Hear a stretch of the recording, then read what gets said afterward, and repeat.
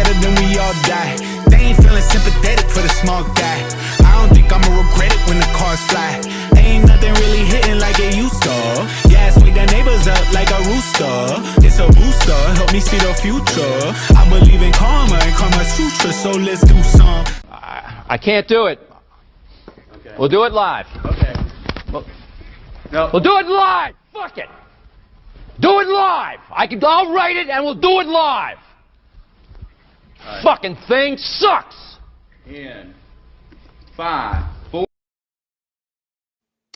Hello, everybody. I'm starting early because, quite frankly, I'm bored. So, hello, Mindhack, no worries, and no worries, Tawny C. Hello, Tony Potenza, and Occult Examiner. Yes, we are. Hi, Misty Blue. Hi, Jay Snyder, Desert Rain, Meatball, Good Meatball. Hi, Seashore Mary, and Petit Penguin, and Manuel Ferreira. I hope that I said that right. Okay, so we are going to finish the last little bit that we have left of the hearing on child prostitution and their word pornography, because obviously we're staying relevant to that time.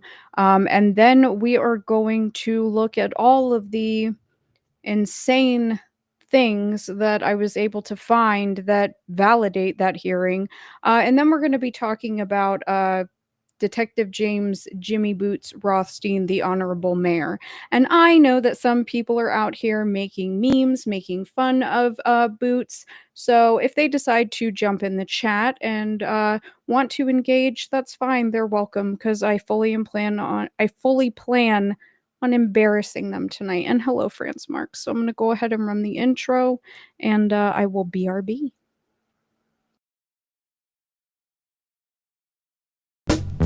Come on, let's go. Welcome to the United Snakes, land of the thief, home of the slave. Grand Imperial Guard, where the dollar is sacred and proud. Let's do the shit for real, come on now. Smoke and mirrors, stripes and stars, stolen for the cross in the name of God. Bloodshed, genocide, rape and fraud, written to the pages of the law, good law. The cold continent latchkey child ran away one day and started acting foul. King of where the wild things are, daddy's proud, cause the Roman Empire done passed it down. Imported and tortured the workforce and never healed the wounds or shook the curse off. Now the grown-up Goliath nation holding open auditions for the part of David. Can you feel it? Nothing can save you. You question the rain, you get rushed in and chained up. Fist raised, but I must be insane, cause I can't figure a single goddamn way to change. Well, welcome to the United Snakes, land of the thief, home of the slave. The Grand Imperial Guard, where the dollar is sacred and power is God. Welcome to the United Snakes, land of the thief, home of the slave. The Grand Imperial Guard, where the dollar is sacred and power is God. All must bow to the fat and lazy. The fuck you obey me, and why do they hate me? Who me? Only 2 generations away from the world's most despicable slavery trade. Pioneered so many ways to degrade a human being that it can't be changed to this day. Legacy so ingrained in the way that we think we no longer need chains to be slaves. Lord, it's a shameful display. The overseers even got raped along the way. Cause the children can't escape from the pain, and they born with the poisonous hatred in their veins. Try and separate a man from his soul, you only strengthen him and lose your own. But shoot that fucker if he walk near the throne. Remind him that this is my home, now I'm gone. Welcome to the United Snakes, land of the thief, home of the slave. The Grand Imperial Guard, where the dollar is sacred and power is God. Welcome to the United Snakes, land of the thief, home of the slave. The Grand Imperial Guard, where the... Don't forget, we are out here fighting Demon Jaw, and hello Jennifer's Pager, and hello Subsailor, and yeah, well, I'm definitely a little bit bushy today, and hello Don Lambert. All right, so let's go ahead and finish, because we only have a little bit left. I think we have like 17 pages roughly. I'm gonna pull up though, nope, don't do that, the last part that we left off on, if it's gonna let me zoom in or not. I don't think it's going to. Okay, so let me just move this. And because, yeah, we left off on the page about the attorneys, because obviously, like, the attorneys is a huge connection. for me anyway. So, let's do it this way, window. All right, let's see if this is going to behave now. Hopefully you guys can see that okay. So this is where we left off. This was page 85 where, it was, yes, there are a central, or repeating theme of certain attorneys, representing these, call services, right? They ask here in New York if this is also a theme there. And Mr. Smith says that he has not been involved in that part of the investigation. So then Senator Marino says, you notice some magazines and newspapers on the desk. These are recent purchases by the committee. Are you familiar with these? And he says, yes.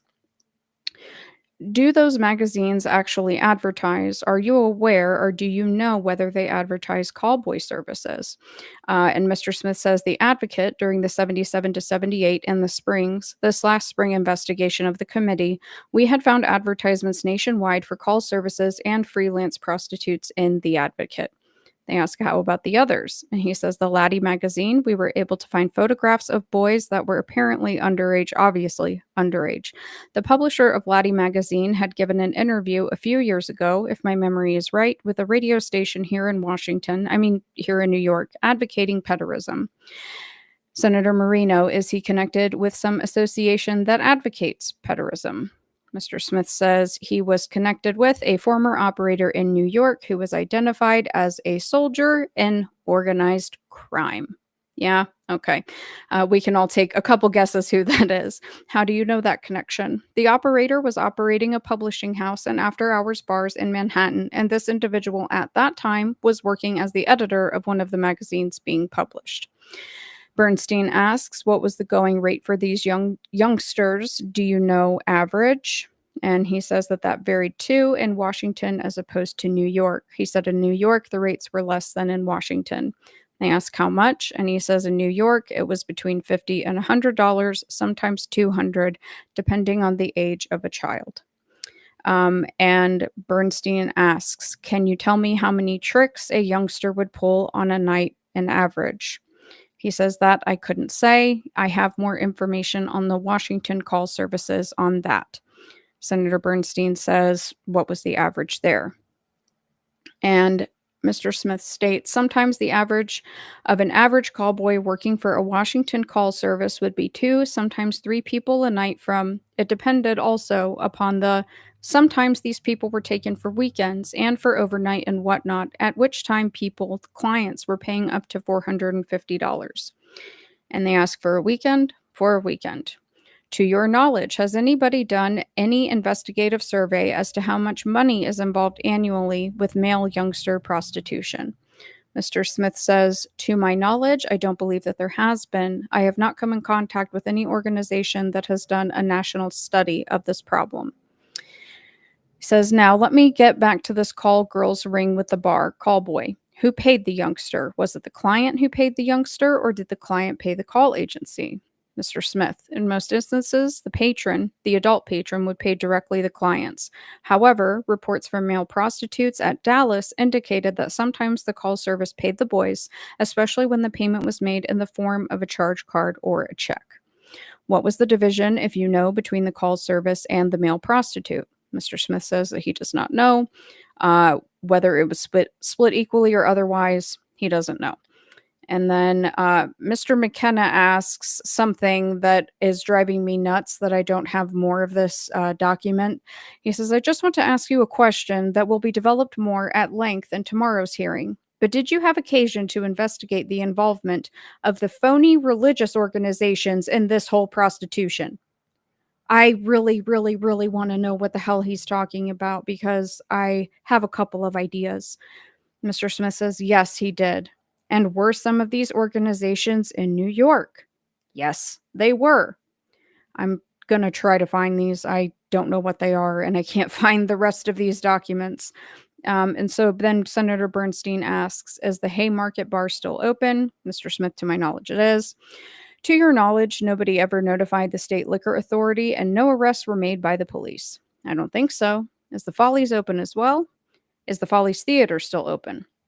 He says, I believe it is still open as well. It was open when I had left the committee investigations. Senator Marino, now, you indicated before there were live stage shows at the Follies. He says, yes, sir. Was there any filming going on while these stage shows were being run?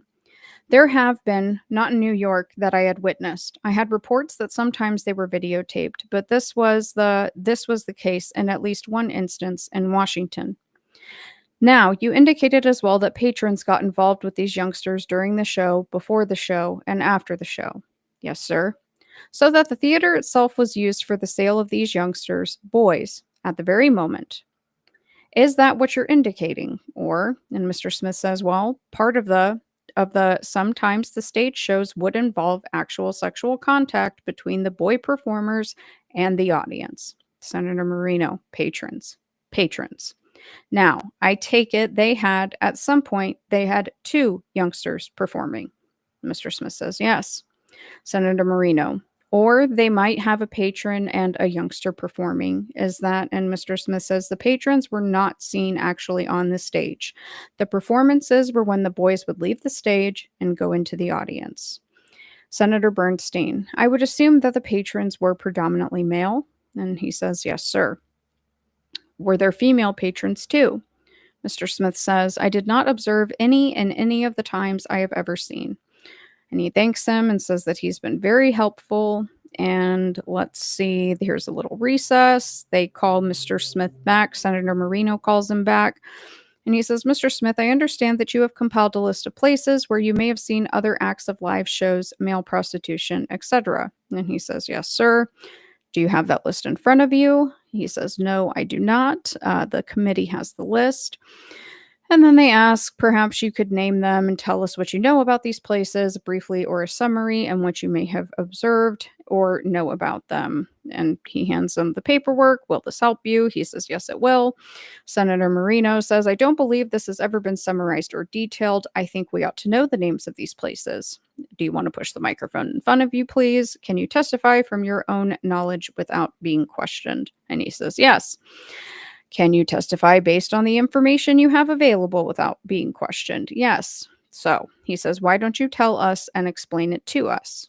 Mr. Smith, during the course of the Spring Committee investigation, several businesses were visited in New York that were suspected of having some sort of activity involving juveniles. I will go through the list of places that we investigated. There was Gaiety Burlesque that's located on 201 West 46th Street, and it was reported by several informants to employ underage boys and had, in fact, been advertised in local gay publications as being a location for underage children for sex. Upon visiting this location, underage boys were sighted working for the establishment. The second place is Eros 2. It is a film theater located on 46th Street at 732 8th Avenue. When this location was visited, live shows involving underage boys or apparently underage boys were observed.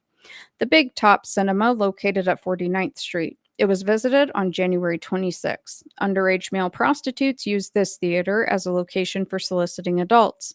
None appeared to be in direct employment of the theater. However, the management seemed to encourage or appeared to encourage the boys to solicit. Male World located at West 42nd Street and 8th Avenue. On January 26, two 15 or 16-year-old boys who worked as strippers were working with the theater patrons as prostitutes, soliciting theater patrons. In the Follies Theater, we have covered. Showplace, located at 670 8th Avenue, underage male prostitutes, male prostitutes, some of which appeared to be underage, were employed as dancers. The Metropolitan, which is a movie house located on 235 East 14th Street. The management did not appear to take an active part in prostitution. However, there was evidence of Negro and Hispanic boy prostitution, but it was basically a freelance operation. The King's Cinema, located on 236 West 50th Street, was reported by a confidential informant to be a location for juvenile boy prostitution. When I visited it, was able to come up with a confirmation on that. And then Senator Bernstein says, I noticed, Mr. Smith, that all of those you are reciting are in Manhattan. Are there any in the Bronx? He says, well, when I was here in January and February, I had 2 months, which I could only, in Manhattan, is so much that I could only concentrate on Manhattan. And there didn't appear to be any type of major compared to Manhattan, it wasn't worth my while to go outside. Senator Bernstein says, I am glad to hear that. Incidentally, in discussing the bars, you mentioned that they were gay bars. Are we to conclude that every gay bar is a place for male prostitution? Or are there gay bars in the city of New York which are operating in accordance with the law and are not cited as citees for male prostitution? Mr. Smith says, Senator, there are bars in the New York which are homosexual that have, or at least appear to have, absolutely no contact at all with the prostitution industry or the pornography industry. There are, in fact, bars that discourage pederasts and young juvenile prostitutes in their bars. There are specialized bars that encourage pederasts and juvenile prostitutes, and the clientele, generally speaking, do not mix. In other words, pederasts generally confine themselves to go into bars that are oriented to their interest and do not frequent that we might term as normal homosexual bars, and people who go into these bars normally do not patronize the prostitution bars. Senator Bernstein, that was exactly the point. I didn't want to leave the impression, or anybody to get the impression, that every gay bar was painted with the same brush. And this is very important for people to understand because I'm not going to repeat myself. I've already said it before. No, we are not dealing with homosexualism. What we are dealing with is pederism. They're two different things. I don't know why people can't understand that. Anyways, another place that we have a location on is the 55th Street Playhouse, which is located on 53rd Street near 6th Avenue, and juvenile boy prostitutes were cited in this place operating. A place that's called by the name of David. It is a film theater located at 236 West 54th Street. The observation there was juvenile prostitution. The Adonis, another film theater on 8th Avenue and 50th Street, underage boy prostitutes. The Night Shift, another theater on 777 8th Avenue, underage boy prostitutes. I might add that in these film theaters, the boy prostitutes in some of them have back rooms or a separate area where patrons engage in sex, and it's usually in these areas that boy prostitutes are available for hire and will perform sex on premises with the patrons. Senator Bernstein asks, does the theater get a kickback on that? He says, I don't know. Okay, now Rounds, which is a bar located at 303 East 53rd Street in New York, male homosexual prostitutes and patrons, but none underage. O'Neill's, which is a bar located across the street from the Follies Theater, is a midtown prostitution bar that was visited on the 20th of January, at which time several underage children were at the bar. It was also a hangout for known pederasts and pornographers in New York, and these people were cited and identified. The La Fiesta, a bar located also in the same area on 8th Avenue or off 8th Avenue, is a bar which in some male prostitutes underage were cited there in January. The Ninth Circle, which is a bar located in Greenwich Village, is a popular bar for underage male prostitutes and the drug trade. Several underage boys drinking and playing pool in the downstairs game room. The place was visited on the 13th of January. It was not the same type of prostitution bar as existed in Midtown. These boys seemed to be drawn to the bar basically because of the availability of drugs or contacts to people who could put drugs in their hands. Dallas we have covered, and the Haymarket we have covered. And he says, okay, these were the bars. Do you care about any other businesses? Senator Marino says, no, that's it. Just wanted to, for the record, get it into the record and have you indicate that this is not an isolated phenomenon, that there are only 3 or 4 places in town dealing with this type of activity. That is my only purpose in having you specifically identify these places. And let's see, he says, Mr. Chairman, I think that something should be said here with respect to some of our state agencies. We have had a number of licensed premises, bars mentioned, and I think that this leaves a question as to how come the state liquor authorities will prefer charges against a liquor store which sells a bottle of liquor for 20 cents less than the posted price and place a man's license in jeopardy, and yet does not go after these bars, which apparently are notorious and widely cater to illegal activities of this nature. It leaves something to the imagination, to say the least. So, that's it. That's the end of that hearing. I'm glad that it's over. But hopefully that was enlightening for people. And yeah, I agree. The the numbers, and yeah, some of those addresses, I'm just like Kill Bill sirens, like boop, going off. So that's that. That I hope, gives sort of a helpful, I understand it's disturbing, but historical background to this topic because, this whole like, oh, this is QAnon, whatever. No, it's not. No, it's not. And these people out here that, mock James Jimmy Boots Rothstein, I mean, whatever. What have you contributed to the world? Absolutely nothing. But in regards to verifying some of the things that were in that hearing. So we talked about Paul Abrams. I think that was a gentleman that was cited pretty early in that. So we're just going to kind of look and I'm going to show you guys what I found because a lot of this stuff was verifiable. Unfortunately. And some of this stuff, I mean, it's the newspapers. Some of this stuff I'm not even going to show. It's really audacious to me and honestly like kind of made me upset that they put some of that stuff in the newspapers because they put like the covers of some of the magazines in there in the newspaper and I'm just like that's CSAM. Like it's it's a little bit much for me honestly. Like even I have my threshold where I'm like I can't deal with this. So we're going to start with Abrams. Not going to sit here and read every single thing. I told you guys that the uh, FOIL system for the state of New York, that his file has been like permanently shut down. So we're also going to look at that too. So right here. So this is 1978, and I just underlined one right here, right? So Paul Abrams right there, the male madam, okay? And this is just basically detailing his very big underage prostitution ring that he got busted in.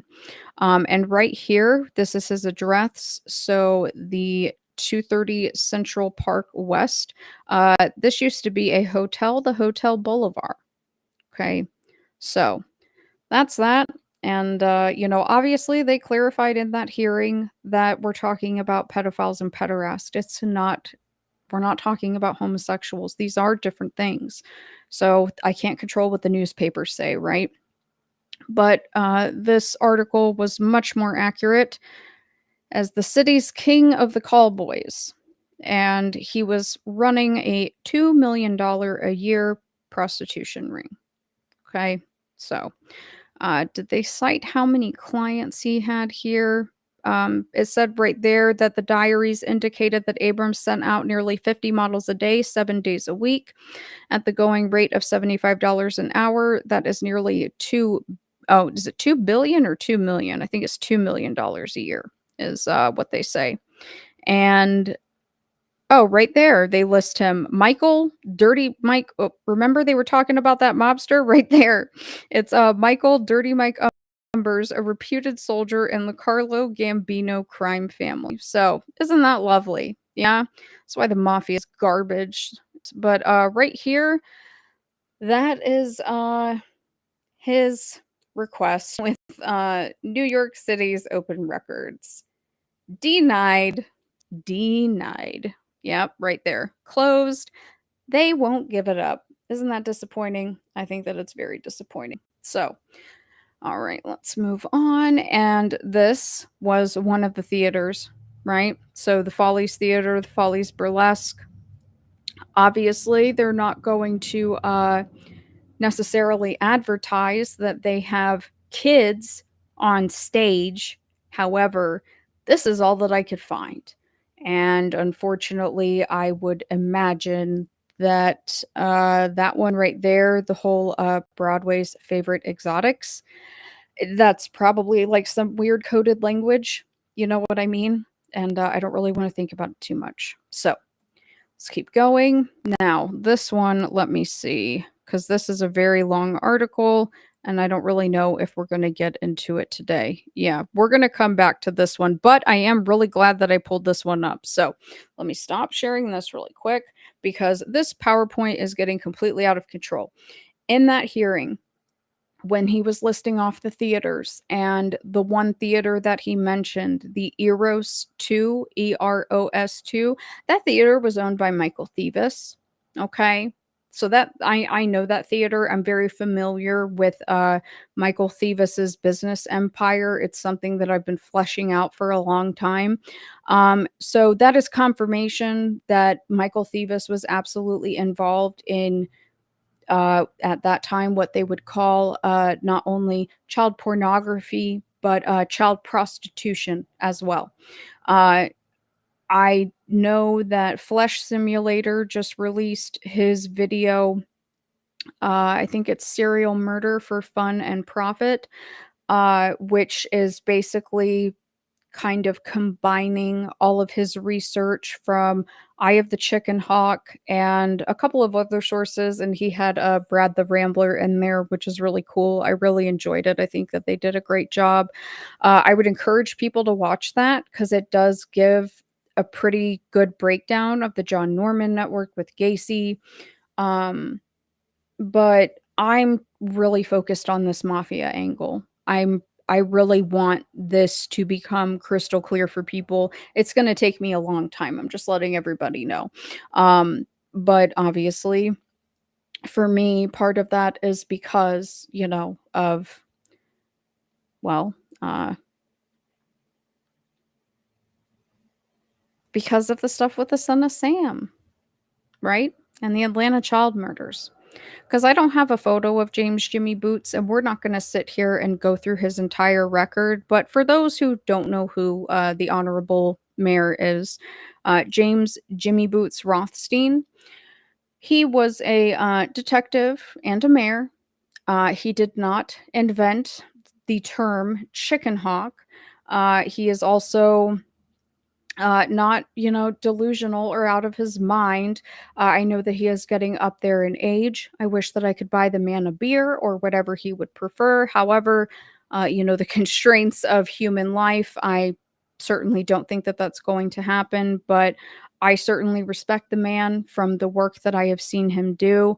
I've told you guys that show The Deuce, his work and Maury Terry's work, Timo, it's all over it.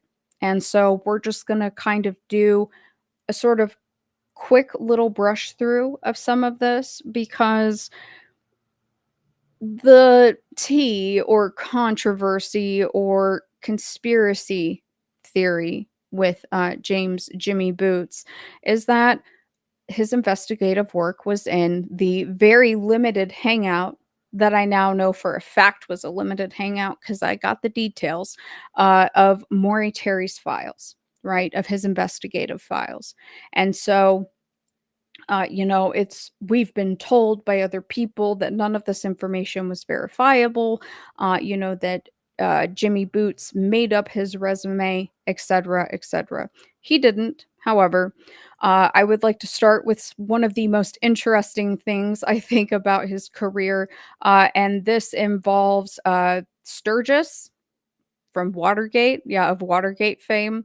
I'm telling you, man, Boots was a badass. So, like I said, we're not going to sit here and go through everything. However, let me pull this up right here. So this is from the Daily News, November 1977.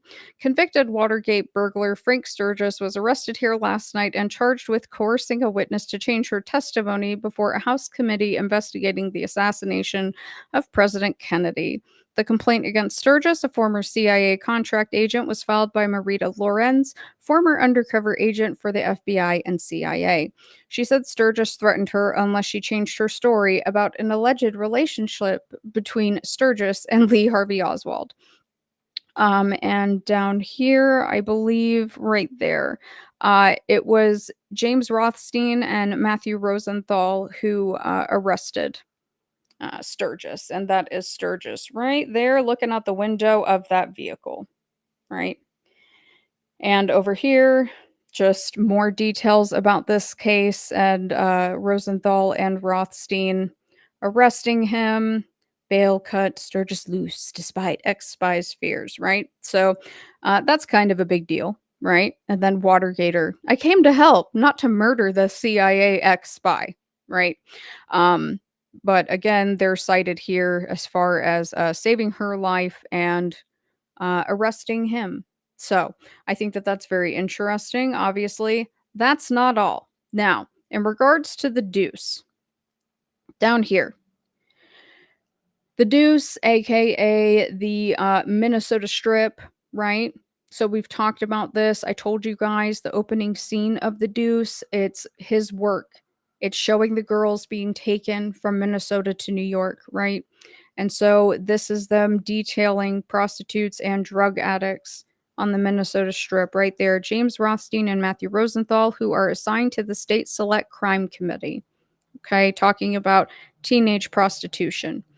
Over here, again, giving very specific details about New York City and Minneapolis and how many runaways are being trafficked between these cities.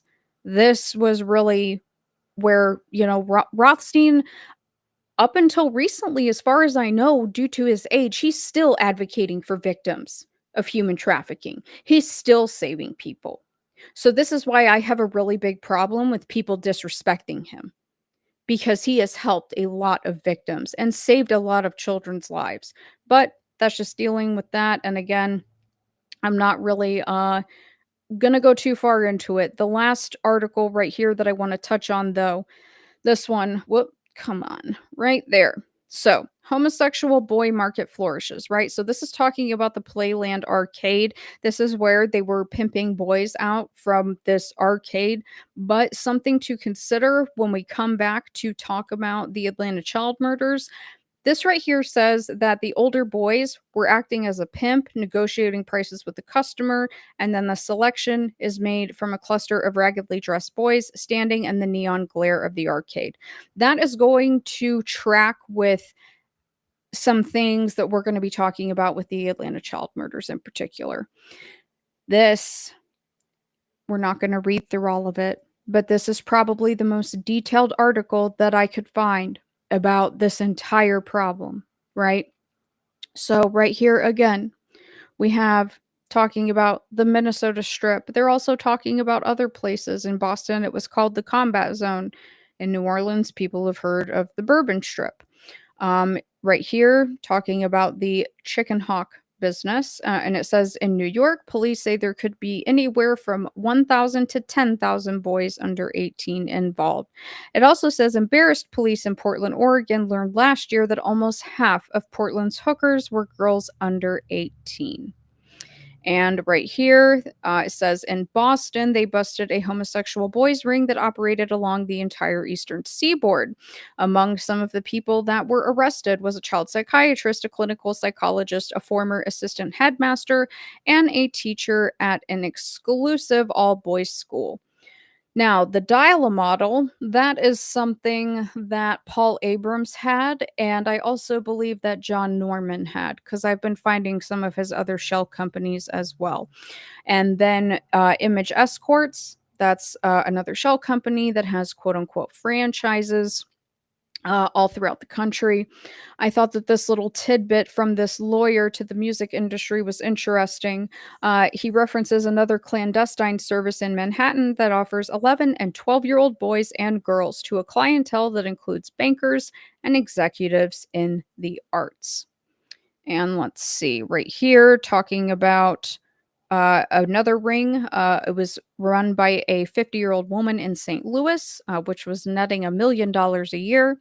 And in regards to the New York to Minnesota pipeline, it was between 300 and 400 underage blonde girls every single year. And what else do we got over here? Oh, yeah. And because, as you guys just saw in that hearing, right? Because I know Thievis owns one of that bars, which ties directly into, De Cavalcante and then the Gambino family. But right here, we have the mafia is giving charters to the gay bars, right? Prime mob property. Okay. I have a long-term goal of trying to open people's eyes to the fact that the mafia did not have morals when it came to children, because human trafficking, that counts. And so does CSAM. Sorry, CSAM also counts. And what else? Right here. So this is something else that we are going to come back to in less than a year. Father Bruce Ritter of New York's Covenant House has taken in 3,000 youths from the street, 60% of them involved in prostitution. So, what does that have to do with anything? You're asking who Bruce Ritter is. Well, very problematic man, and by problematic I mean that he was a pederast and there was a lot of controversy. I thought that it was really interesting that he was cited in that article. It almost seems like it was set up where he was right there, right, to rescue some of those kids, right? Because I'm not cherry picking at all. That's a Catholic institution, right? I'm trying to not be biased. I'm trying to include all the information that I can find. And that's very unfortunate because we're going to see some other targeting of these kids that is painted one way and ends up being another. But I want to look at the chat before we continue and also give my eyes a little break. So I'm going to scroll back a little bit. I know that Soil Lodge and Occult Examiner and Jennifer's Pager popped in. Hello. And Kryptonian Commander and Gary Bellwood. Hello. And Mr. Crow. Hello. And Desert Rain and someone. Back then, 2 million was a sheet ton too. Shoot, 2 million is a lot now. Come on, that's a lot of money. But back then, I'm like, bro, like, I can't even imagine having that much money. Mafia is a privateer faction. Hello, Corn Freak. Johnny Danger. Nephilim looked like clowns. Understanding Conspiracy Channel. Well, I don't understand what that means. And who did Frank Sturgis work for? Well, yeah. Yeah, I mean, it's that stuff with Frank Sturgis is so shady. Is so shady. Hello, Uncle Jack. I think that is so shady. I'm just like, oh, they were definitely trying to murder her for sure. But like, I'm sorry, Boots was a gangster.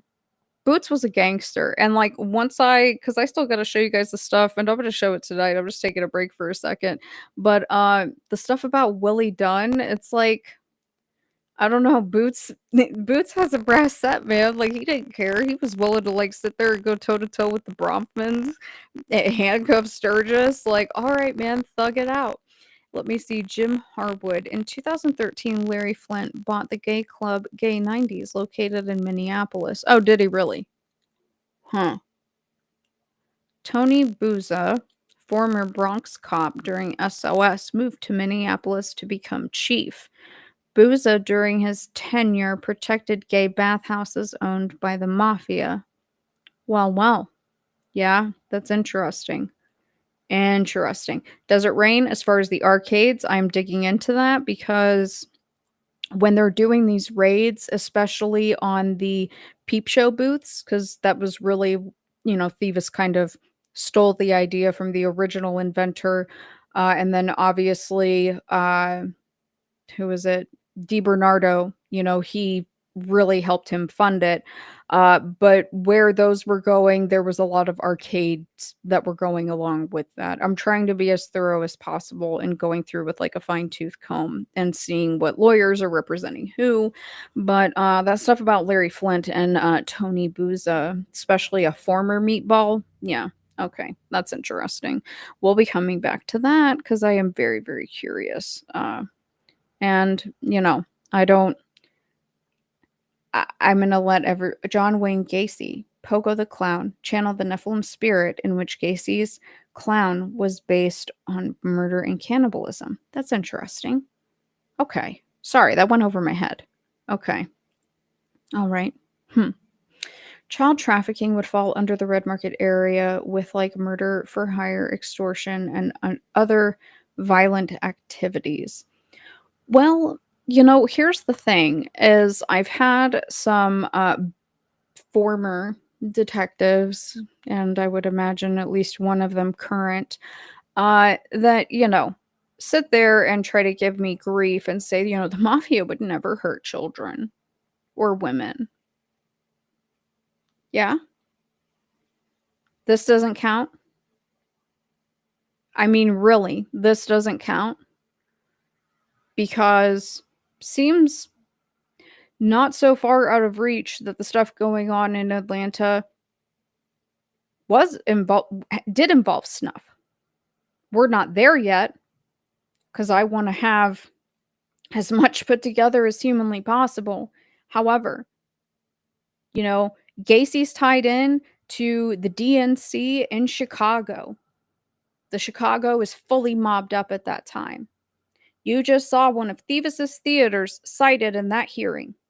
So you want to sit there and tell me that like the mafia has a code of ethics that they operate under? The fuck they do.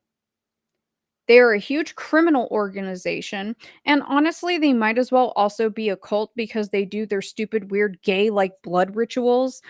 Who was it? Michael Francese talking about like he became a made man on Halloween and they did a blood ritual. Like, sounds fake and gay, bro. Sorry. Anyways, let's go ahead and let's continue. So, in regards to the dial model, I found this old archive of the Gay Crusader from San Francisco. I found some interesting articles about Thevis in there.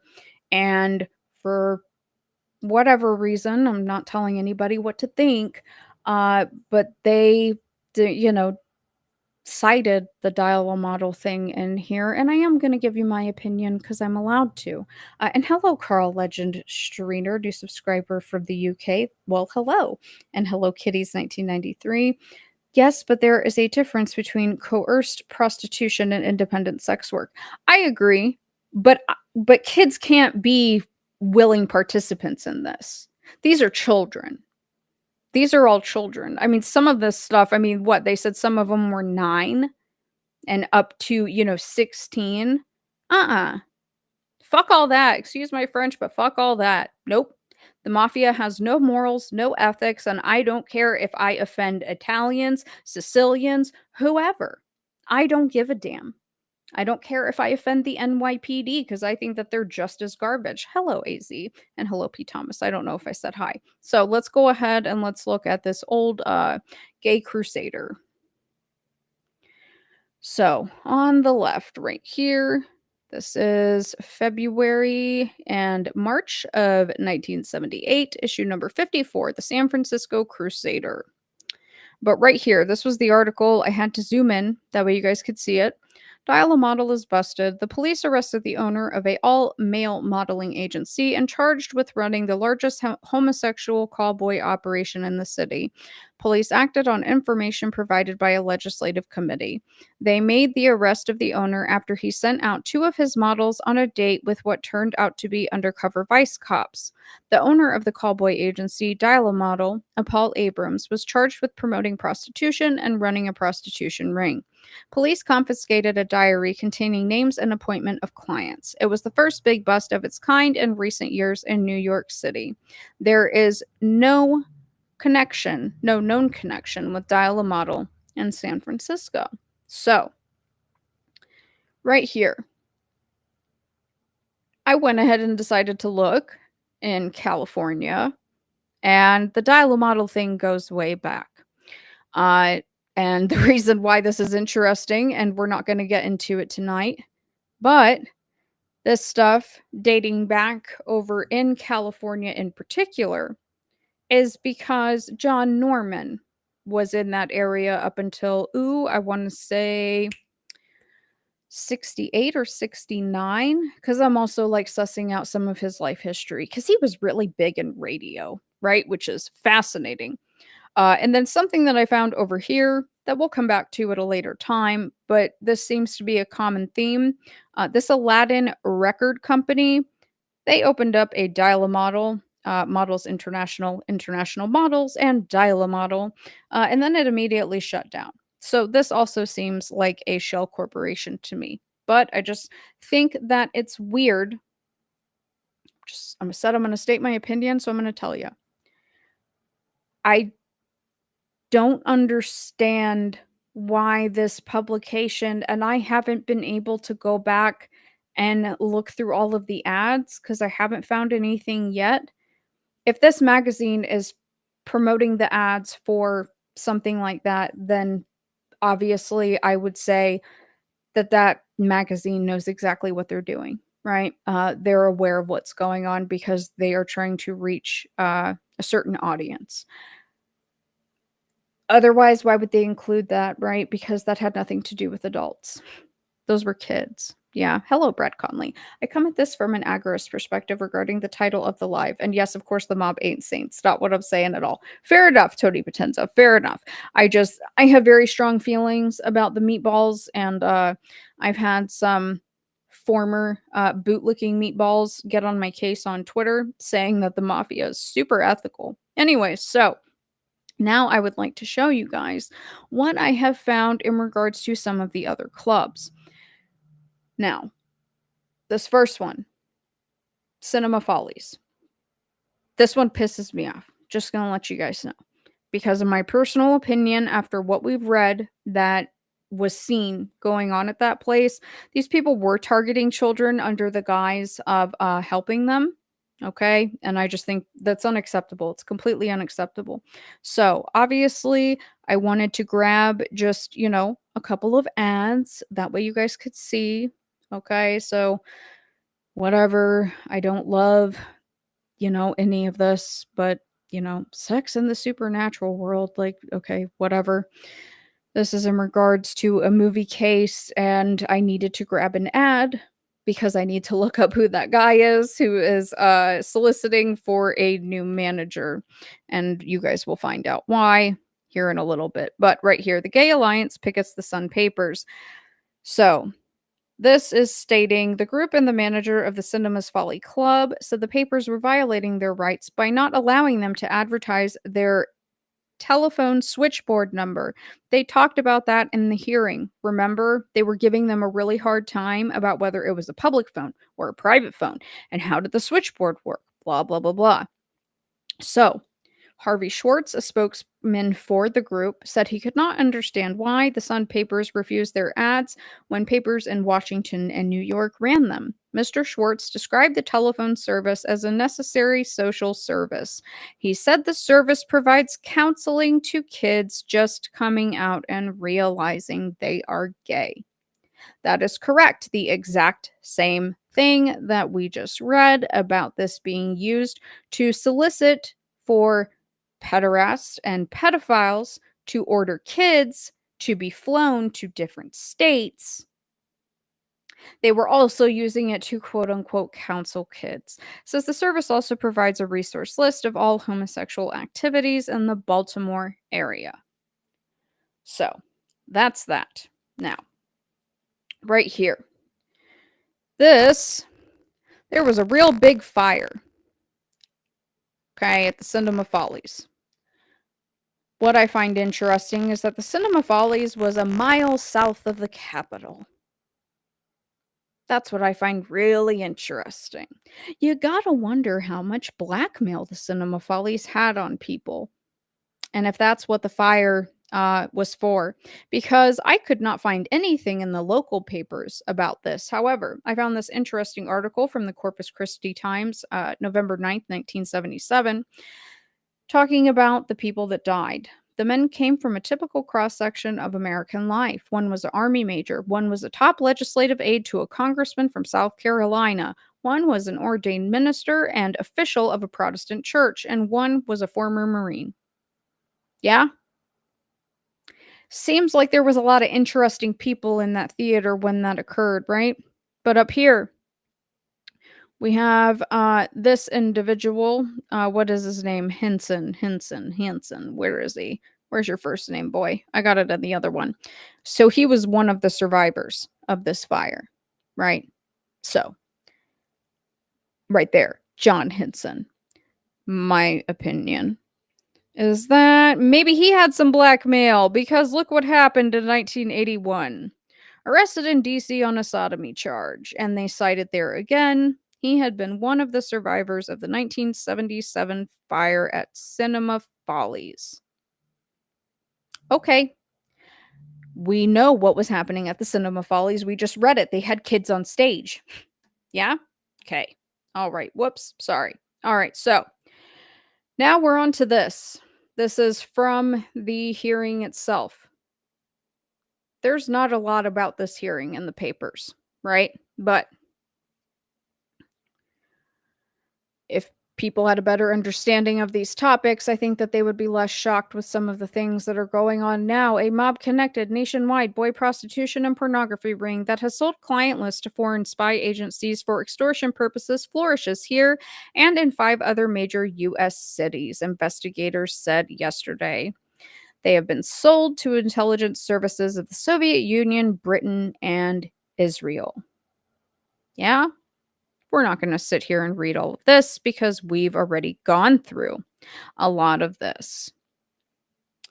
But, you know, this was here. Sex acts on infants as young as 8 months old are being filmed and photographed by underground dealers catering. Sorry, I'm gonna wet my whistle because I have a hard time with this.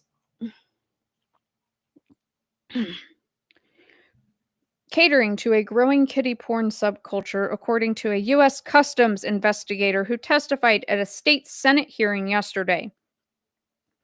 Special Agent Charles Coxa said that half of all obscene materials coming into the country from overseas involve children between 8 months and 18 years old.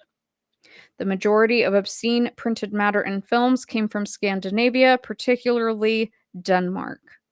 He said much of the filming and photography was done in the United States and sent to Denmark for printing and distribution. He said these are children holding up pamphlets entitled Baby Sex and Bambina Sex.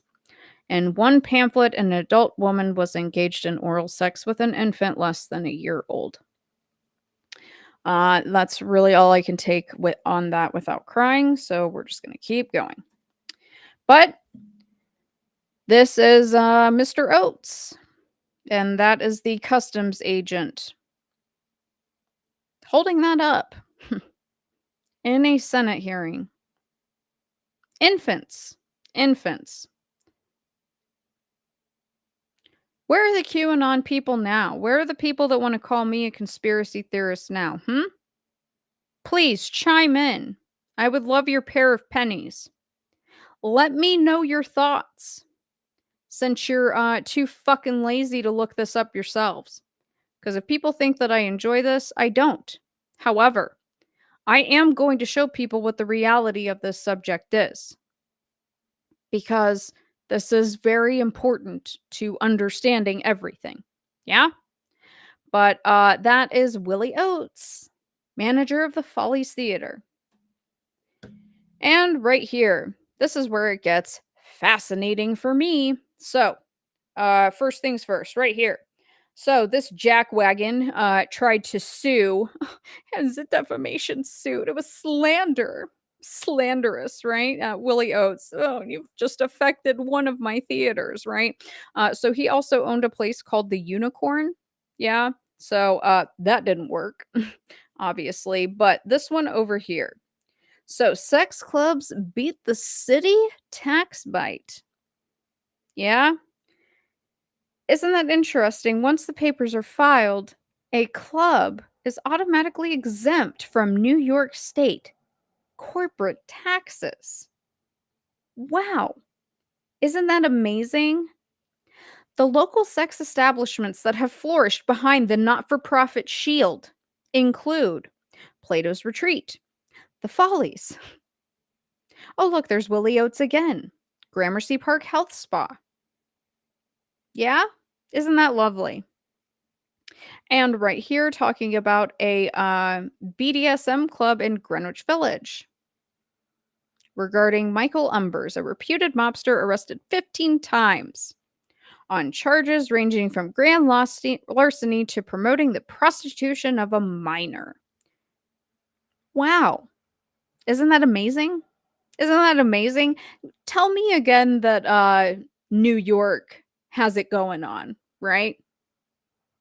They have fucking tax exempt status to put kids on stage and have them perform.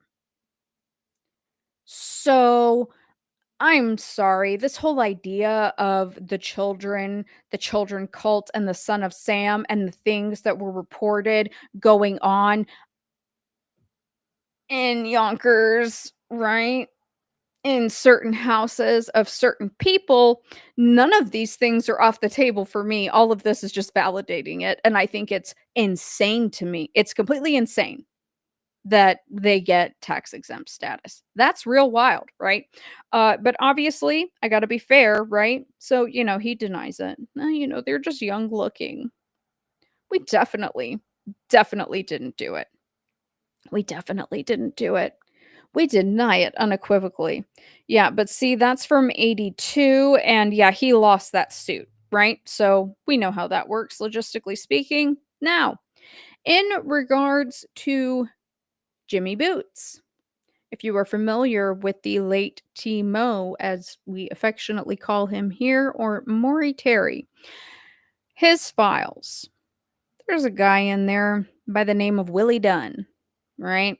And Willie Dunn is someone that Boots was hunting down, and also Matthew Rosenthal in the aforementioned files or newspaper articles that we were looking at before, right, in regards to Frank Sturgis. So, here is where we're going to do what I like to call a little bit of conspiracy theory debunking. Okay? Conspiracy theory debunking.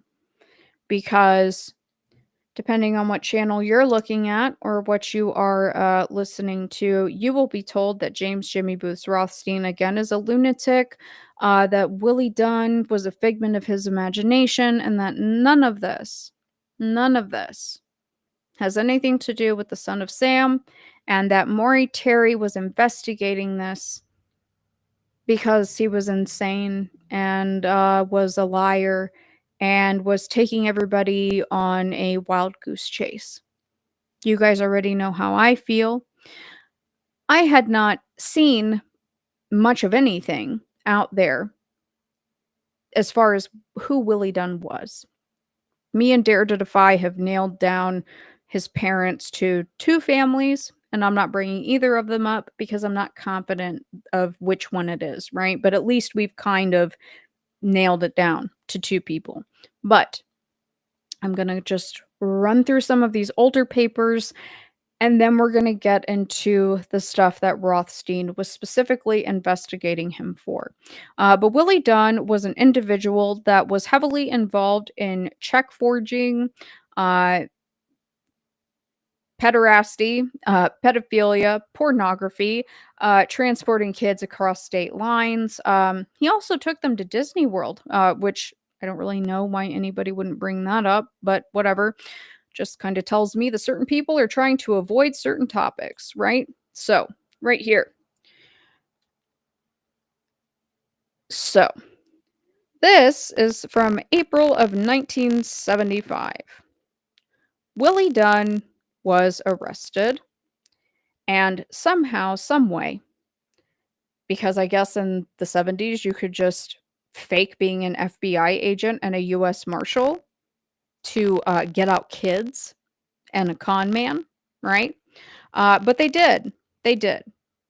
So Willie Dunn Jr., right there, 30, was arrested trying to cash a fraudulent $5,050 American Express check on Miracle Mile.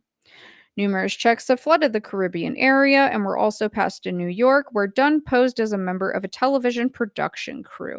He is also wanted in New Haven for violating federal probation and calls his record extensive. And they also found teenage boys in his car. Right? And in 1975, he also tried to escape jail. Again, right? Apparently, there was a ceiling in a hole in the ceiling of a first floor detention area. I don't know what kind of like silly sort of hijinks, like remember like the old cop shows, like getting into crazy hijinks. Literally, that's what I imagined some of this is. It's just like like this dude's just running around being wild, right? And over here from the Tampa Bay Times, well, he said he was a U.S. Marshal, right? So obviously, these jailers had to eat crow once they figured out that that was not the case. And then down here, just a smaller article that I found in the way back, right? in regards to them just convincing the jailers to let old Willie out and the boys. Yeah, so right here. 3 freed by imposter, recaptured. So this is in May. Willie Dunn Jr. and the teenage boys made their unique escape from Dade investigators. They trailed them to Orlando, where they ran up a $652 bill at Disney World's Contemporary Hotel. Yeah? Okay. So, again, right here, fake FBI/US Marshal letting him out. Obviously, this was a pretty big story at the time. Now, this I thought was very interesting in regards to the case of passing the bad check, is that this judge said that he was really smart and he thought that it was very disappointing that Willie Dunn did not turn out to do something better with his life. Now, the oldest article that I have found of Willie's existence was him being held in Kansas City for forgery after jumping Albuquerque bail. So, he was arrested in Kansas City, Missouri, a week after he jumped bail in Albuquerque, New Mexico. This dude be everywhere, and now this makes perfect sense. Because what he is accused of, well, this tracks, right? It said that at that time, Dunn already had false accounts in Nevada and California under the name of a non-existent New York corporation. He has made his way through California, Arizona, Nevada, and New Mexico, writing an undetermined number of bad checks along the way. While in Las Vegas, Nevada, he rented a motorhome. This was impounded when he was arrested here. And he opened up another false checking account in Salina, Kansas, and rented 2 more motorhomes in Denver, Colorado. He presented himself as a representative of Lincoln Leasing Company of Albuquerque, another non-existent business. And again, as stated, jailers feeling foolish today. Yeah, I bet. It says that the dude that showed up to take him away, the fake U.S. Marshal, was wearing a rumpled suit. I just think that that's a really stupid detail. But whatever.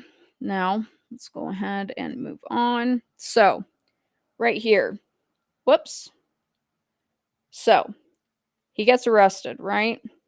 March 6, 1975. This is in regards to, he's way over here, criminal possession of a forged instrument in the 2nd degree, petite larceny, right?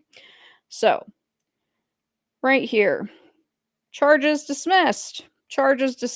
Con artist recaptured, right? How does this guy get away so much? Do you think that maybe he has some interesting connections? Yeah? He was sentenced to a federal government 14-year prison term. Right? Over here. Con man and escape artist. Somehow he just gets set free by New York. Right? But then he's back on Rikers Island. So, I think that's something interesting to consider as far as the competency of the New York police. However, in regards to Willie Dunn, because Willie Dunn is an important character. Willie Dunn was introduced to the Bronfman family of the infamous Bronfman kidnapping escapades by a woman named Dorothy Dean. I found this fascinating article called Friends of Dorothy by Hilton Als from April 17th, 1995, how Dorothy Dean became a galvanizing force for gay New York. The Bronfman kidnapping first made the newspapers in August of 1975 when it was reported that Sam Bronfman II had been abducted from the driveway of his mother's house in Purchase, New York, by 3 unidentified men. Sam Bronfman, age 21, was a nephew of Arthur Loeb and the eldest son of Edgar M. Bronfman, then the head of the Seagram Company, a billion-dollar enterprise. Edgar Bronfman agreed to pay millions in ransom and deposited the money at the designated place and time in Queens at 3 a.m, but Sam was not released. 2 days later, as a result of a tip, he was found unharmed in an apartment house in Brooklyn. The money was discovered in an apartment in a nearby building. Had the whole thing been staged with Sam's help?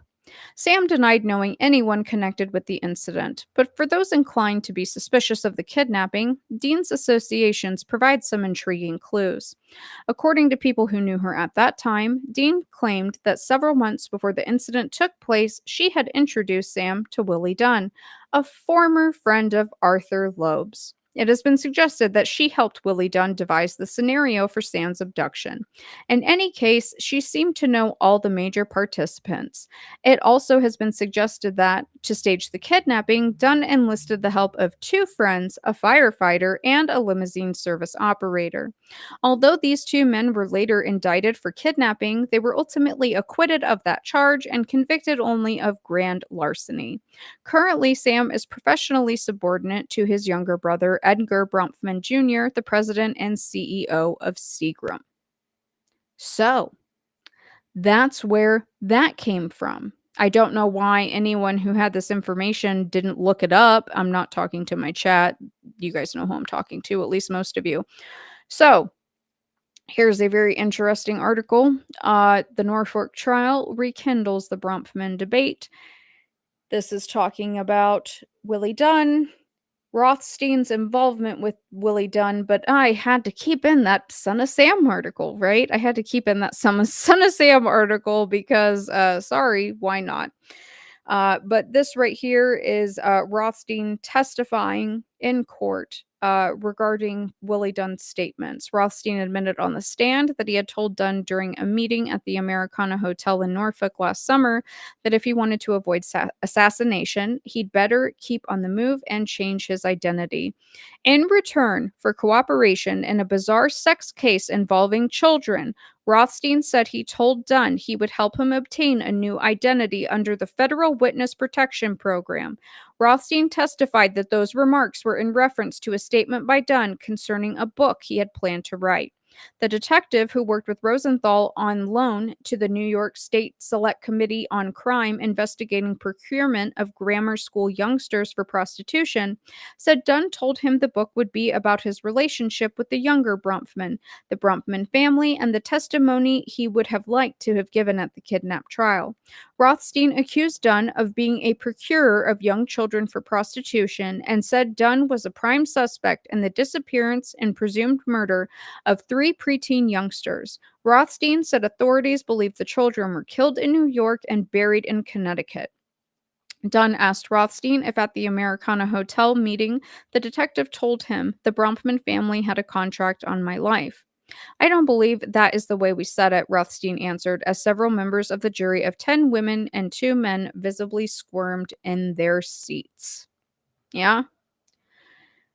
And obviously, we're not necessarily talking about the Son of Sam right now, but I just kept that in there, right? And over here, Rothstein denying that they had, entrapped him, that being Willie Dunn in regards to the stuff with the book.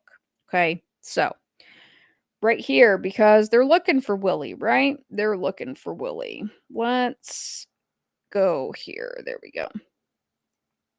So this is the Daily News, July 30th, 1978. A federal warrant charging convict Willie Dunn with escape was issued Friday after the Daily News began investigating his getaway. Embarrassed federal authorities admitted they had not known Dunn was out until a reporter informed them he was back on the streets and back at his crime career. Dunn, 45, has been arrested at least 70 times and has served federal, state, and local prison terms in at least 5 states. And talks about Dunn making headlines from a Florida prison to testify at the Westchester trial of 2 men accused of kidnapping Samuel Bronfman, the Seagram liquor heir. He was supposed to be a key defense witness, but refused to take the stand when the judge would not grant him immunity from prosecution. All right.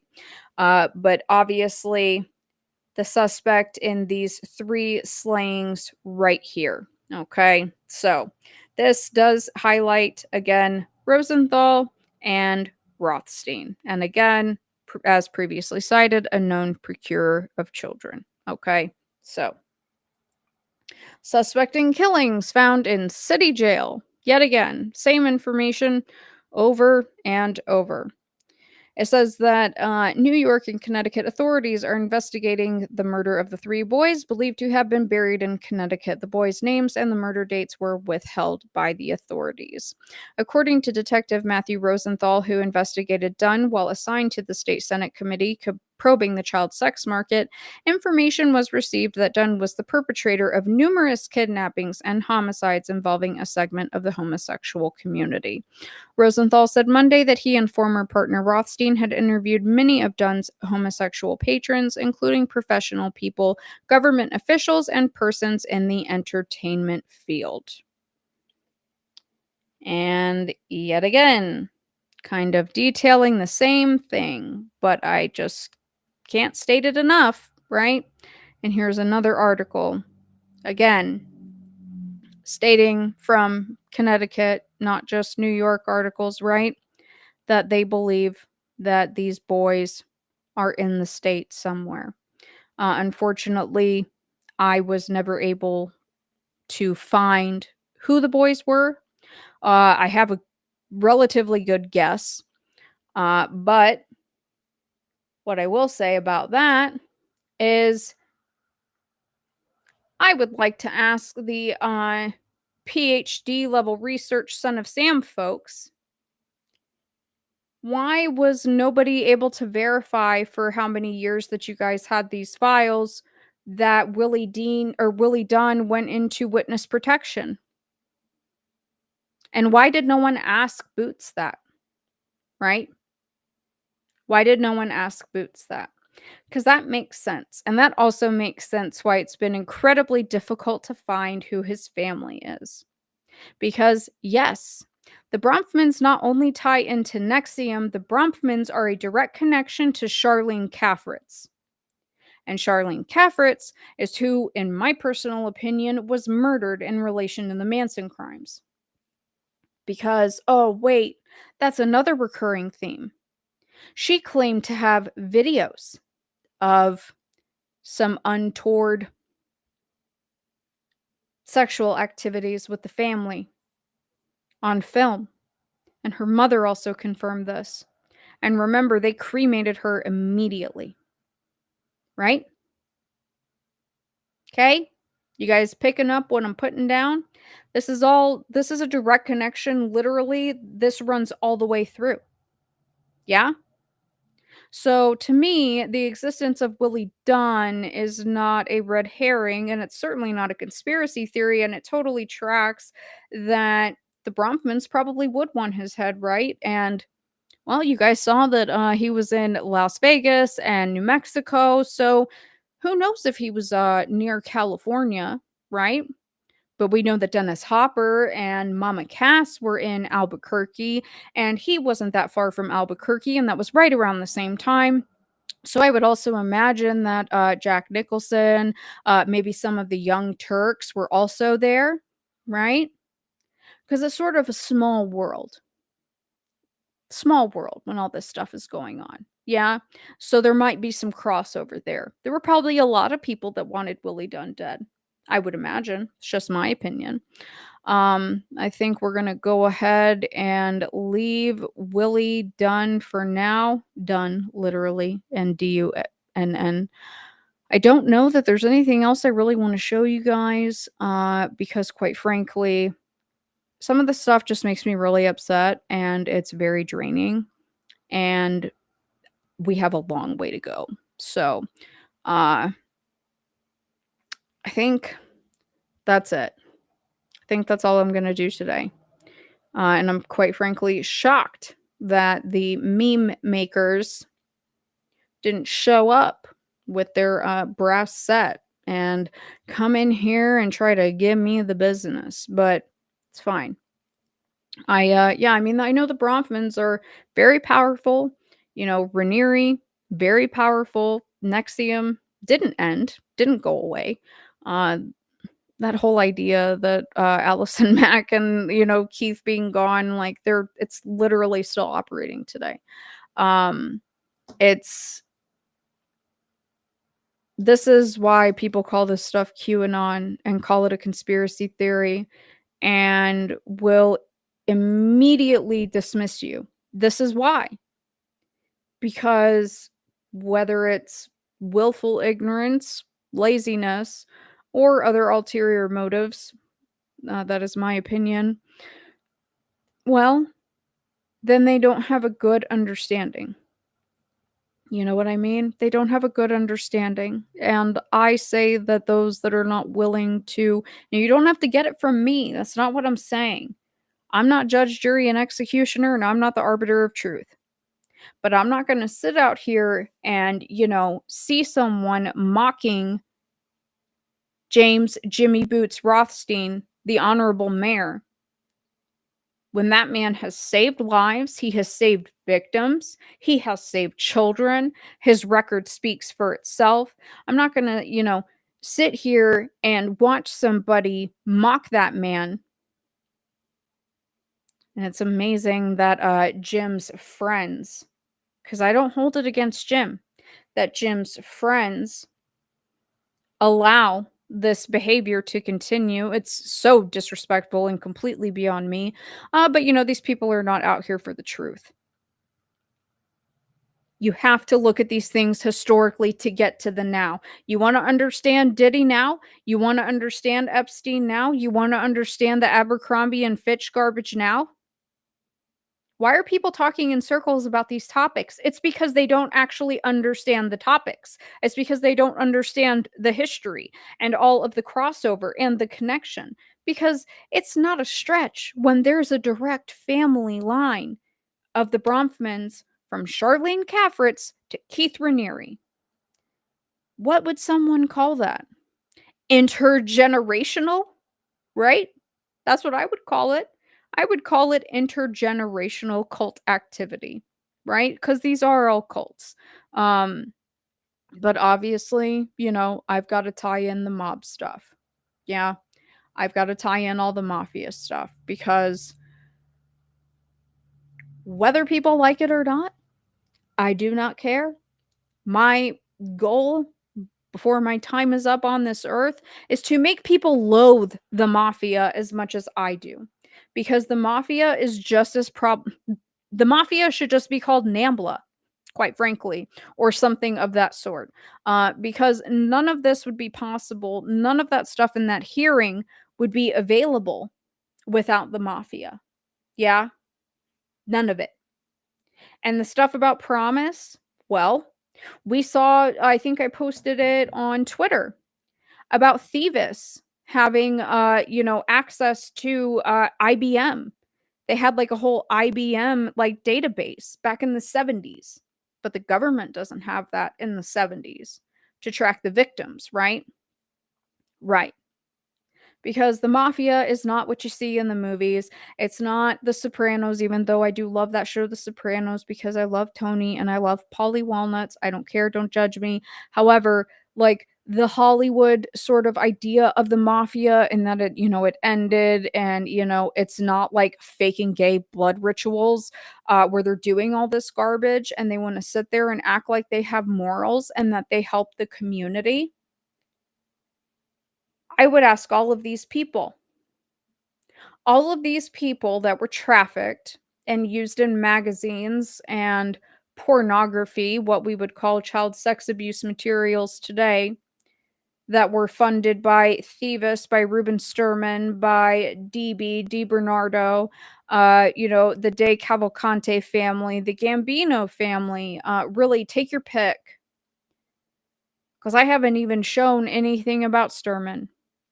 I have a whole separate PowerPoint about Sturman. I've got my whole separate thing with Texas because all these people are in all these states at the exact same time. Do you think that they would agree that the mafia helped keep their community safe? Or that the mafia contributed to their community? What about the victims of the snuff films that the mafia profited off of? Because the mafia did profit off of death, murder, for pleasure, on film, and it was sold. Yeah. So when you're sitting there thinking that Tony Montana and, whatever other freaking mob movie, The Godfather, this and that, when you think that that's a cool take and that's what you want to emulate, You want to emulate a fucking pedophile that profited off of the death of children and women and men. Yeah, that's what you're going for. Because I'm not going to mince my words about it whatsoever. Because I'm tired of it. I'm tired of the idea of the mafia having morals. It also doesn't help that the PhD level Son of Sam folks have bootlicking meatballs who want to sit there and get up my ass on Twitter and try and school me on mafia ethics. Tell me that you empathize with pederasts and pedophiles who profited off of snuff without telling me. Let's all just be honest with each other, right? Because we're all adults here. But we got a long way to go, guys. You know how it goes. Stay safe, and we'll talk to you soon.